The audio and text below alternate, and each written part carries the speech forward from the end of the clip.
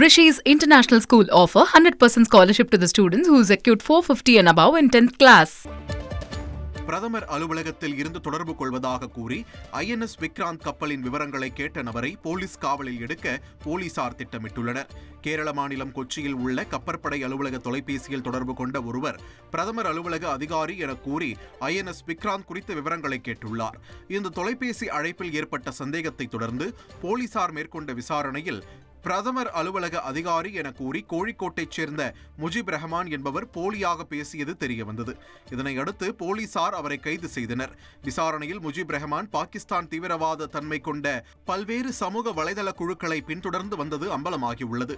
தொடர்ந்து அவரிடம் போலீசார் விசாரணை நடத்தி வருகின்றனர்.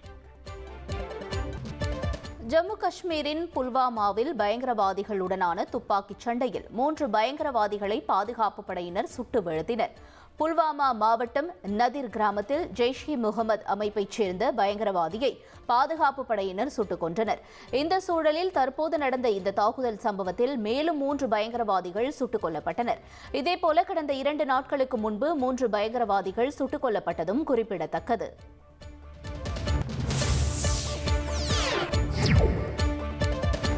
கத்தார் பயணம் முடிந்து ஐக்கிய அரபு அமீரகத்திற்கு சென்ற அமெரிக்க அதிபர் டிரம்புக்கு அபுதாபியில் பிரம்மாண்ட வரவேற்பு அளிக்கப்பட்டது. மின்னொளியில் ஜொலித்த அரண்மனைக்கு வருகை தந்த டிரம்பை அமீரக அதிபர் Sheikh Mohamed bin Zayed Al Nahyan வரவேற்றார். அரண்மனையில் சிறுவர்களின் உற்சாக வரவேற்பையும் ராணுவத்தின் மரியாதையையும் டொனால்ட் ட்ரம்ப் ஏற்றுக்கொண்டு அரண்மனையை சுற்றி பார்த்தார்.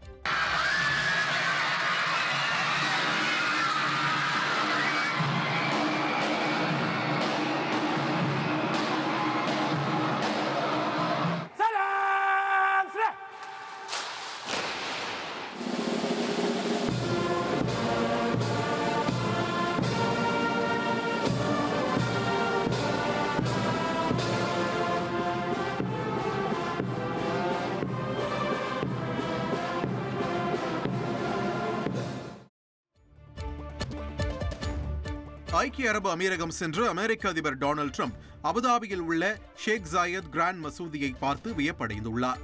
ட்ரம்பை இளவரசர் கால்தூன் கலீஃபா அழைத்துச் சென்றார்.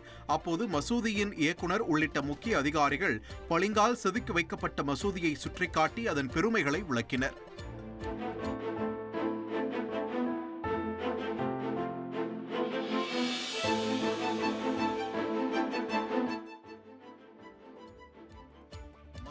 அழகை பார்த்து வியந்த நம்ப முடியாத கலாச்சாரமாக உள்ளதாகவும் இளவரசரிடம் கூறினார். வரலாற்றில் முதல் முறையாக இந்த மசூதி மூடப்பட்டது. செய்திகளை உடனுக்குடன் தெரிந்து கொள்ள உடனே சப்ஸ்கிரைப் பண்ணுங்க.